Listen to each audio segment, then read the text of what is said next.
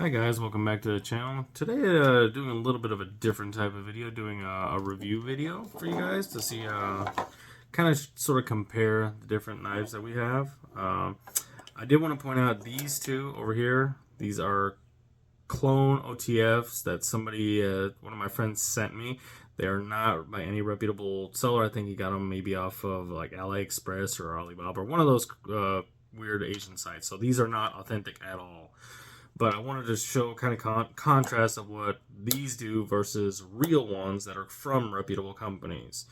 So that you guys can see that, yes, while these might be costing 4, sometimes 5 times what these would cost, it's better just to spend a little bit more money and buy something that's quality, that has a warranty, that you know is not going to fail you, as opposed to spending 20 bucks or however much you spend on these just because, oh, you know, hey, it looks cool and I'll have my OTF, my first OTF.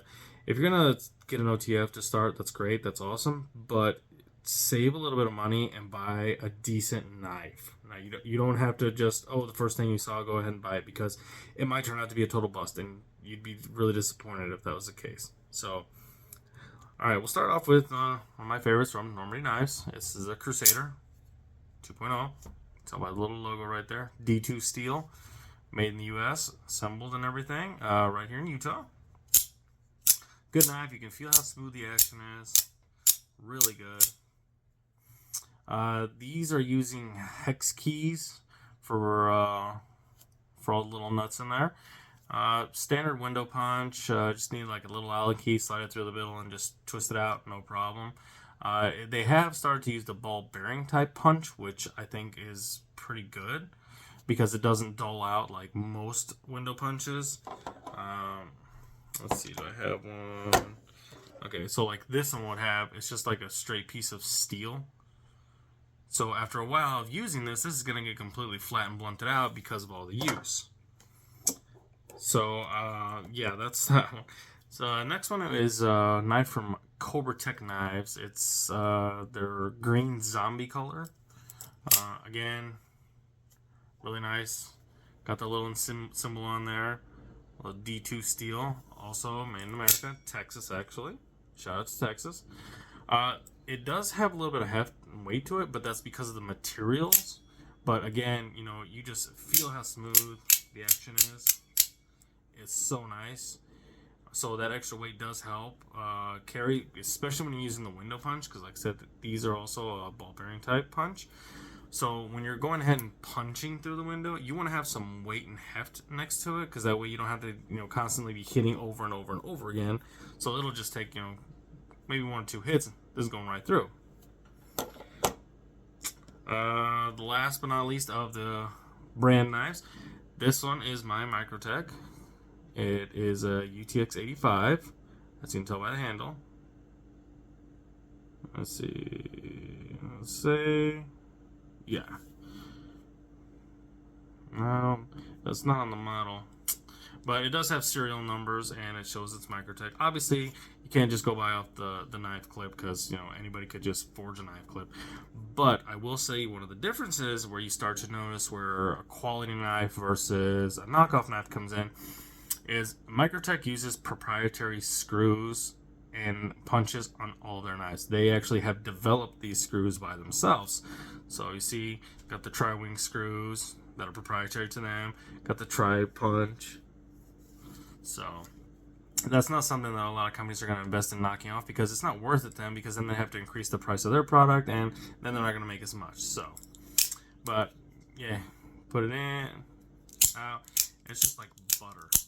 Like you can barely feel it. And there's where it says, see? I don't know if you can zoom in on that. UTX, I'll say UTX 85. Yep.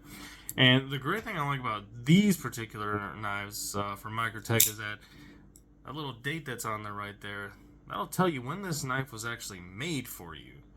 So you can go in and buy a knife tomorrow, and it'll have the date on there of when you purchased it, when it was manufactured. So that way, you know, it's great to keep up, because all these little serial numbers on here, if you were to ever send one of these back, they can trace, okay, yeah, this is a real knife, or no, this is not one of our knives, and they would contact you to see what's going on.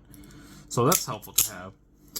Now, I mean, going from price range to least expensive to most expensive, This one is about $140 because of it's an exclusive model or their special edition model. The Cobra Tech is going to be right around that $100 range, maybe even a little bit less depending on the sale you get on.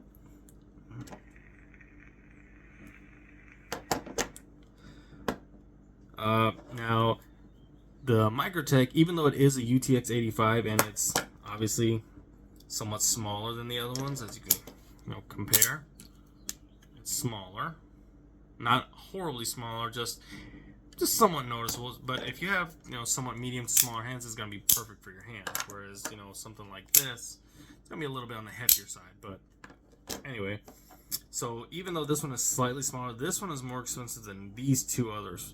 This one by itself is about 260, 270-ish. But again, it's 100% American made here in in the U.S. So you'll never have anything to worry about. If you have any problems, you can always just contact the vendor or retailer and say, hey, I have a knife, X serial number, so and so model, and then you can send it and they'll repair it for you for free. That's part of the warranty. So all these knives have that, so it's worth. Yeah, it's hard for some people just by I'm gonna pay $100 for a knife or $200 something. Yeah, it's hard to justify that for some people. But the great thing is you're not just paying for the brand and the name, you're also paying for quality and the warranty, which is in these cases lifetime. So anytime you have a problem, you just contact them, send them in, your knife gets fixed for free, no problem. Now, moving on to the not authentic knives. I want to talk about this one really quick because even though it looks just like the Bounty Hunter that Microtech released a while back, I mean, obviously it says right there tack knife, so it's not by any means Microtech. It does look like it, even has the little thumb release, and they did try to imitate the tri-wing screws. Not very great, but they did a decent job. Now, the problem with this one, ever since my buddy gave it to me, one huge problem. It does not stay. So when you try to deploy it, it will not catch. It doesn't have one of the internal latches, I believe, is busted. Tried to contact the people about this to get it fixed, but they're like, well, it's just like a $40 knife, so why bother? So, I mean, there's not great customer service. I mean, I haven't personally dealt with them, so I can't say, but I know that's kind of, for me, that's kind of a huge problem because you have a knife that fails to deploy every time. I mean, it'll go out, it'll deploy, yes, but it won't catch. So you permanently have this blade that's, all wonky and loose. So, I mean, to me, whether you're spending, $20 or $40, it should at least have some decency of quality. Now, I do not know where my buddy got this one from, but it is a knockoff of the Microtech Scarab that came out a couple of years ago. Going off of the clip here, it says it was from 2005, and I mean, the people they went as far as like copying all the logos, designs, and everything. I mean, they did a really decent job at trying to imitate everything, even down to like the grips and everything. But you can hear that kind of like ting when you deploy it. Let's see if we can hear it, like where the spring like fully deploys, but kind of catches a little bit. But this one, even though it is a Tonto blade, the blade's slightly misshapen over here. I mean, that in itself is not a huge deal, but the problem you can start to tell where it's not a good blade is there's no markings on this whatsoever at all, like nowhere. So it, whereas you compare it to like a real Microtech, it'll tell you right on the blade, model, made in the U.S., what type of steel was used, everything. It'll tell you all that information right there. So you can immediately, if you've never had any kind of Microtech and you just deploy the blade, it'll be like, oh, okay, well that's this model and this, and it was made here. Okay, great. This one has none of that on either side. Like most knives, you can pull up here and you can see this little space here, and it'll tell you what type of steel was used. Like if it was 440, D2, CPM 390, but nothing. There's nothing in this. Also, These are using hex screws right up in here, and Microtech has used them in the past, but they do not use them anymore. So I mean, maybe when the Scarab originally came out, this would have been like, you could never have told this was a fake, except for obviously looking at the blade, because all Microtechs, and I believe I have another one over here. Let me see. There's another one. Yeah. I have another Microtech. I had this one custom made for me. Got a little bit of engraving and stuff, and in honor of my son. But see, even this one, it'll tell you right there what model it is, when it was made, and even on the blade, it'll tell you what type of steel, made in the U.S., all that. So and this one I got directly from Microtech itself, from the factory. I contacted them, so I know exactly where this knife came from. It's just like this one. I got it from an authorized retailer. It is 100% Microtech. I've even contacted them about the serial numbers and everything, and yep, they do match up. It's good to go. So, like I'm saying, this one, while at some point it probably might have been a really, really decent clone, by nowadays standards, it would not pass at all, because, well, just looking at the screws, looking at some of the markings over here, and obviously the big telltale one is going to be on the blade, because there's no markings whatsoever. It doesn't even tell you what steel it is. You know, if they even try to put like a D2 or a 440 steel on there, okay, well, that's a decent detail. Obviously, Microtech does not use 440 steel, because that's one of the reasons why they charge so much. But I mean, if you didn't know any better, this knife in and of itself, it would actually pass as a pretty decent everyday carry, because you wouldn't know the difference of it. But the problem is that's the gamble and risk you're taking when you're buying the cheaper knives. You don't know if it's going to be decent or if it's going to be like this one that never deploys. So you've basically spent your money and time and for something you're never going to be able to use. These ones, you spend a little bit extra money, and you know for sure that you're never going to have any problems with it. So, well, like I said, you know, spending $100 or more versus spending $20 to $30, yeah, it's quite a bit more on these, but the reliability factor that you're getting on these farly outweighs these.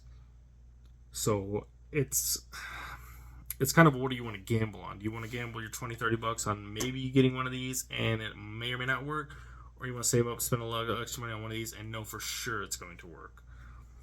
So, well, that's it for today, guys. If you have any questions, leave them in the comments. I will get back to them as soon as I can. If you need to know names and models of any of my original knives, I do have a little carrier here. And this thing has all of my knives. So if you want to know about any knife in particular that I have, just ask me. I can do a review video later about all the knives that I currently have in my collection. But for now, I'll just leave it at that. I hope you guys have a great day. Take care. Stay safe.